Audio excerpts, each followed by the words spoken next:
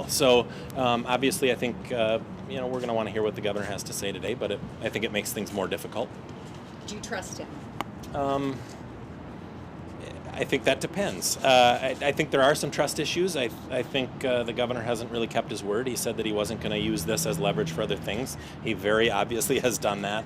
So I think we're going to hear him out today, and I think it probably is a good idea if we don't get too far today, if we maybe take a little time and maybe come back next week. And I think it's okay to visit today.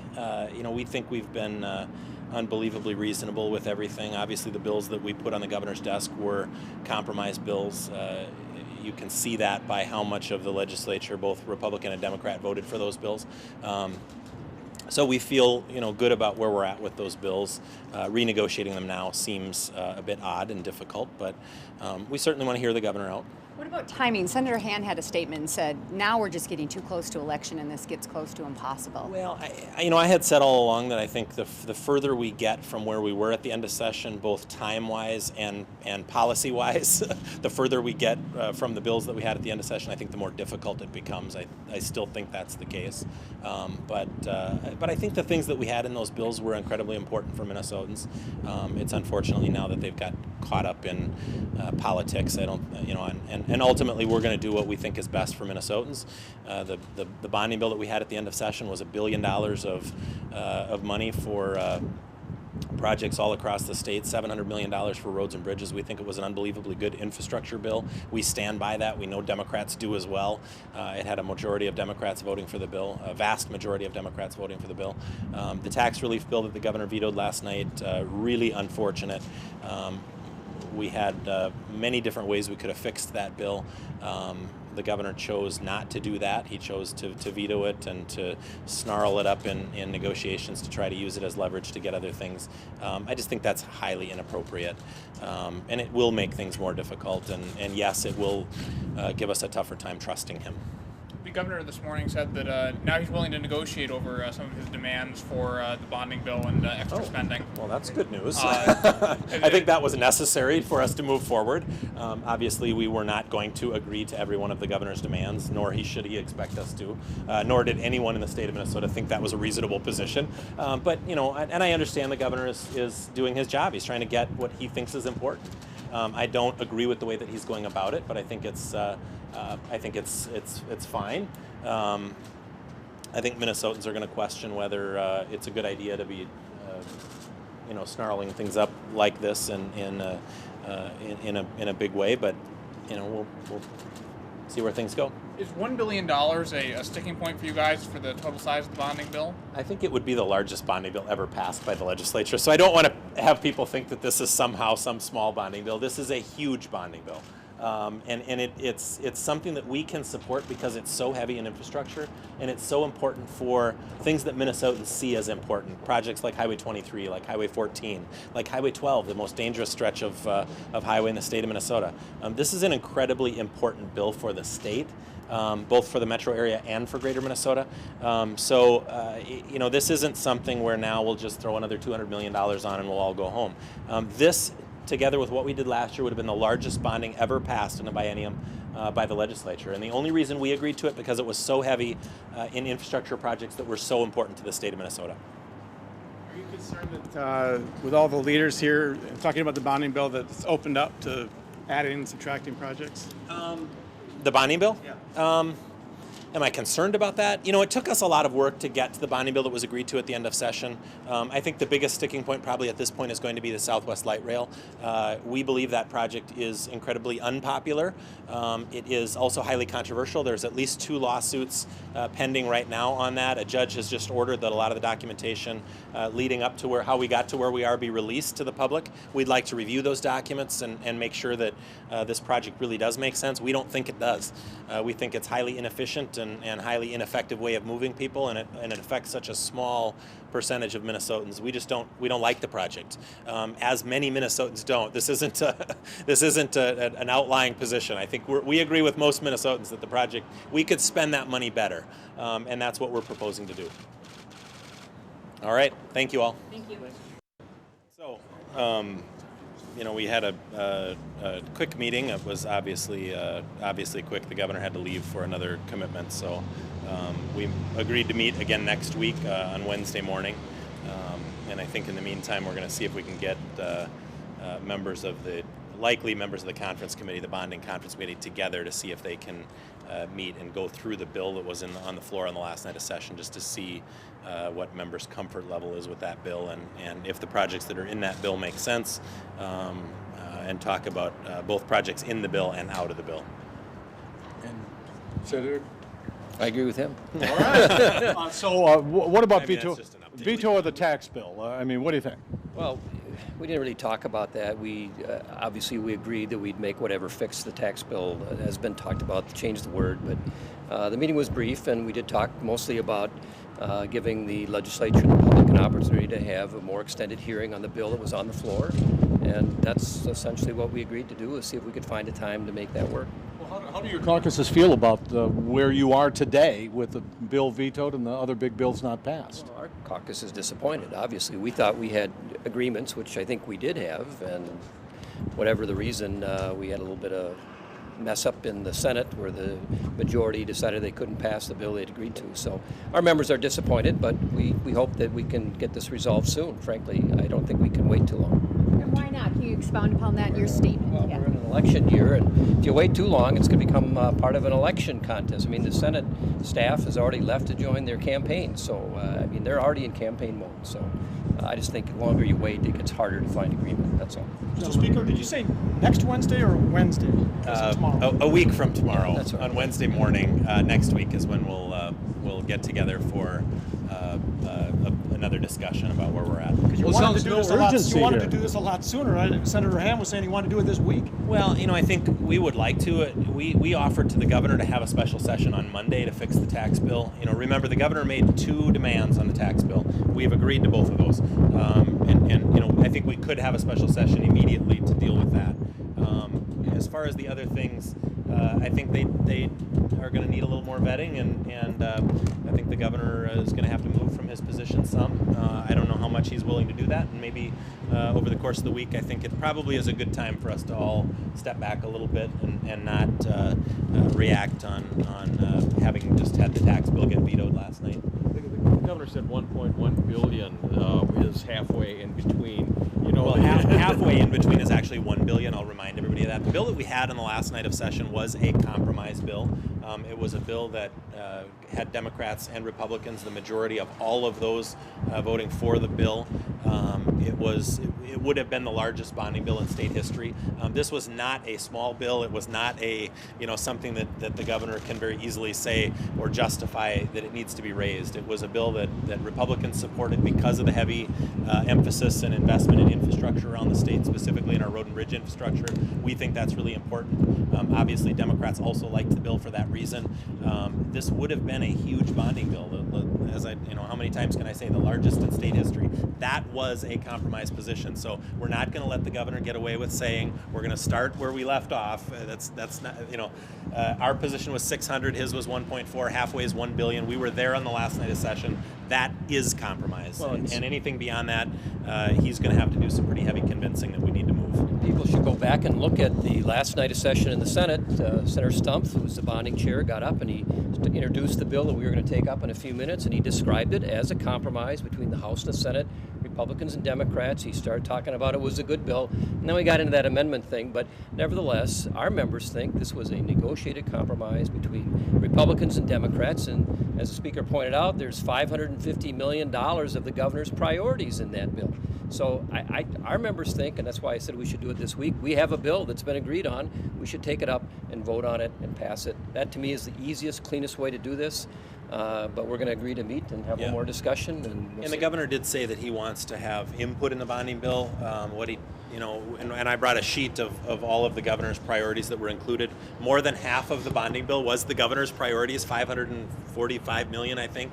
Of the $995 million was the governor's priorities. We had the number 1 priority of every one of the governor's departments, including the number 2 priority of most of his departments. Right. So for the governor to say that he didn't have input, and if he wants to start from square one, we'll take all of those projects out and make him argue for the for those projects to be back in. You can't get half of the bill and then say you want to start from there as some negotiating position. What we are willing to do is we're willing to talk to the governor, and our goal is to do what's right for Minnesotan.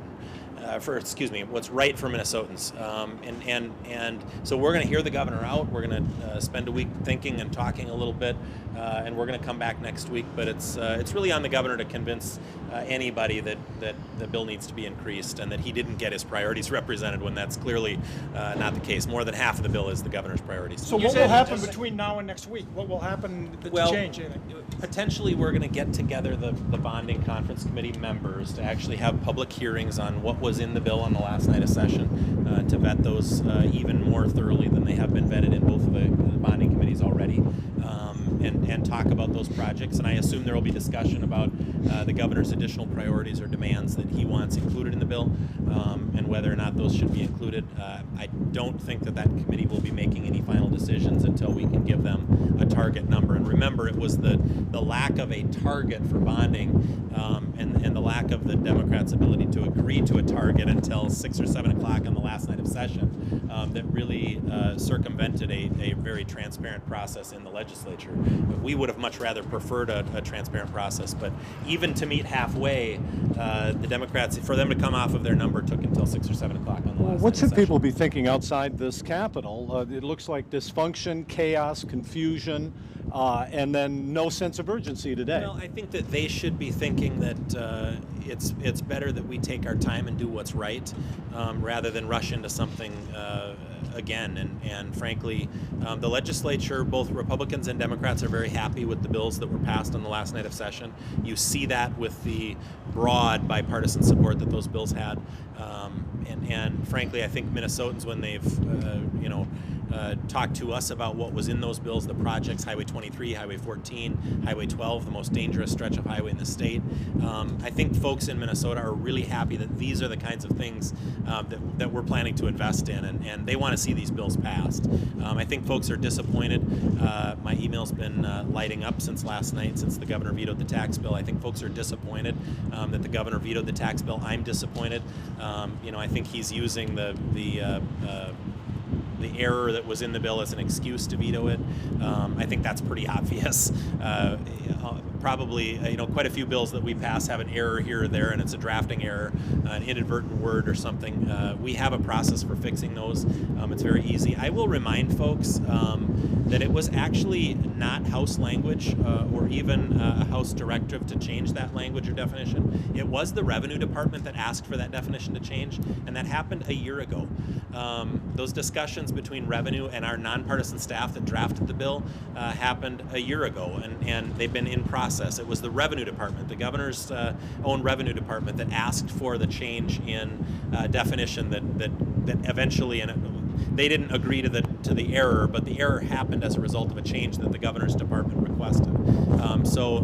I think the governor likes to blame the legislature for what happened in that bill, but it was not House language or Senate language. It was actually the governor's department that requested that change in the bill, and that led to the drafting error.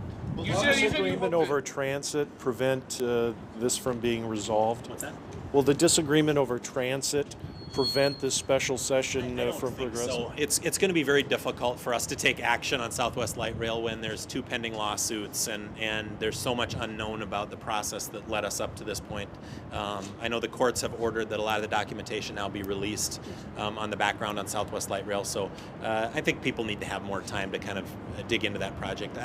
My email's also getting overwhelmed by people against Southwest Light Rail, and it's people I can tell that don't typically vote Republican. So this isn't a partisan issue. It's a geographic issue, and folks in Minneapolis and out to Eden Prairie really are not supportive generally, I think, of the project. And so I don't see it holding things up at this point. You said you hope that the governor is going to move off his position over the next week or so. Are you willing to move off of your positions? Which is what?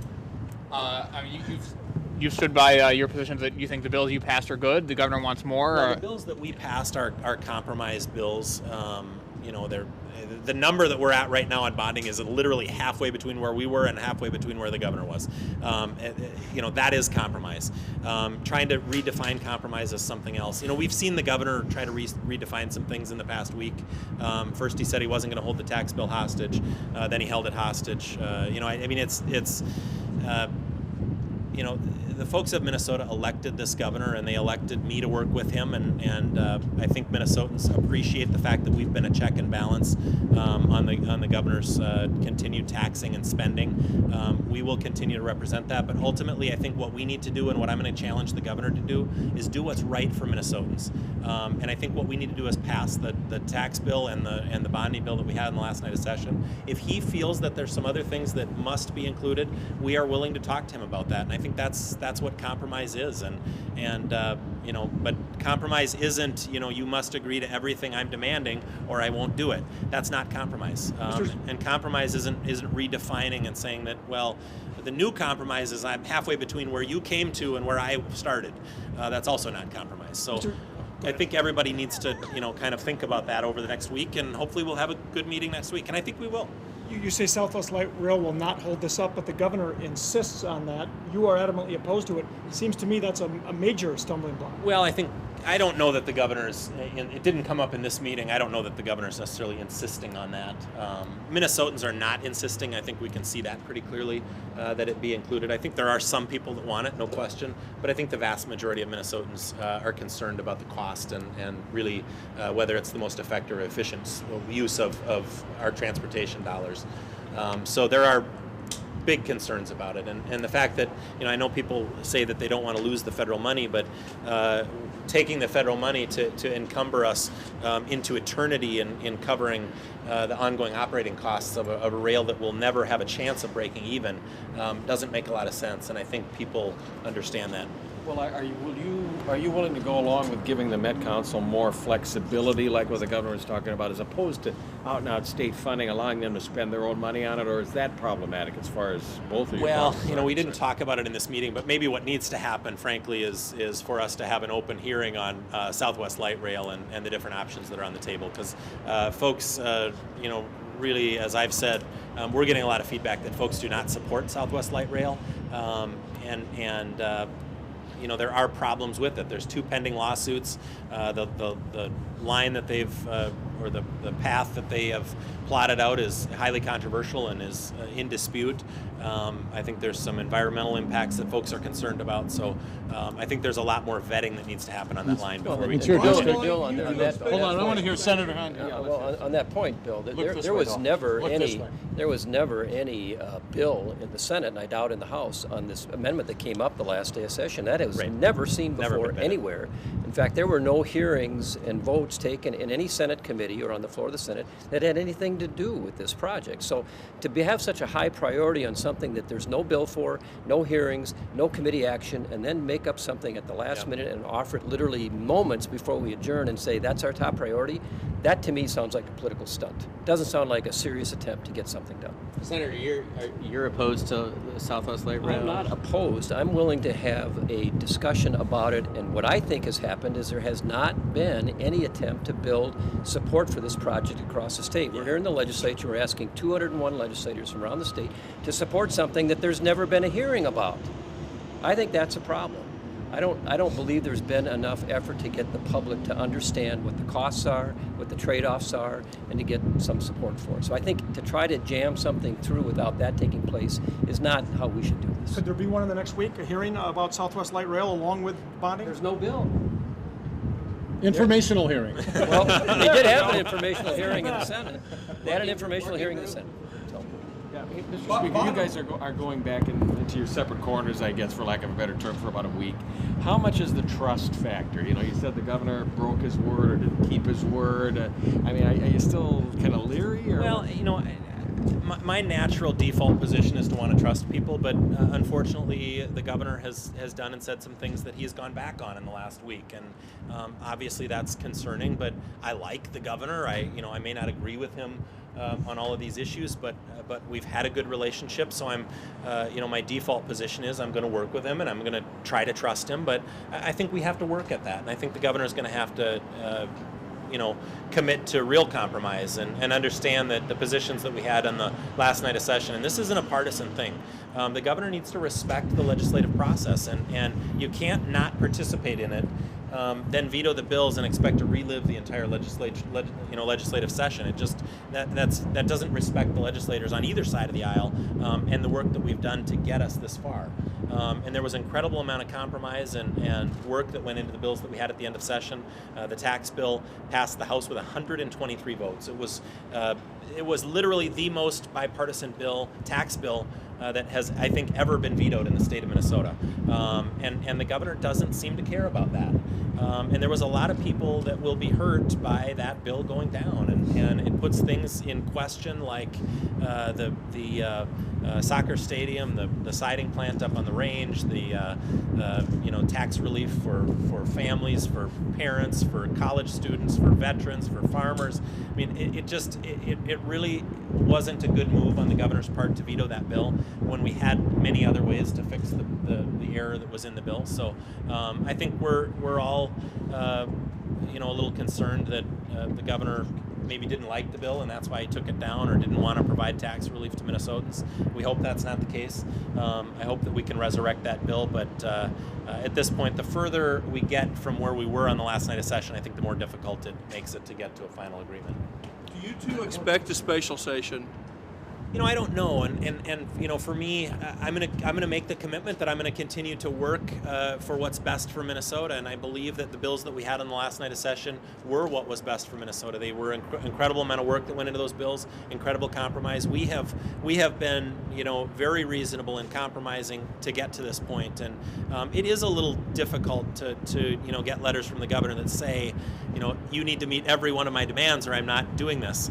To me, that's not negotiating in good faith, and it's difficult for us to negotiate with somebody that changes their mind or changes their position. So I think it's good that we probably take a week and come back next week and see if things are in a little better situation. Thank you. Conference committee members on bonding, same conference committee?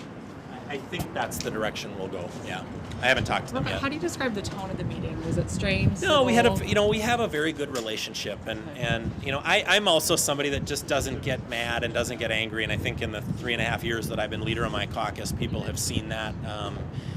There are some things that are just beyond my control, and I don't get angry about them, and I don't think that serves Minnesotans well. So we had a very good meeting and a very cordial meeting, and we'll continue to meet as long as we think there's progress that can be made to get to a result that's good for Minnesotans, and that's our ultimate goal. We want to do what's right by Minnesotans. We really want to spend $700 million on roads and bridges. We think our roads need it.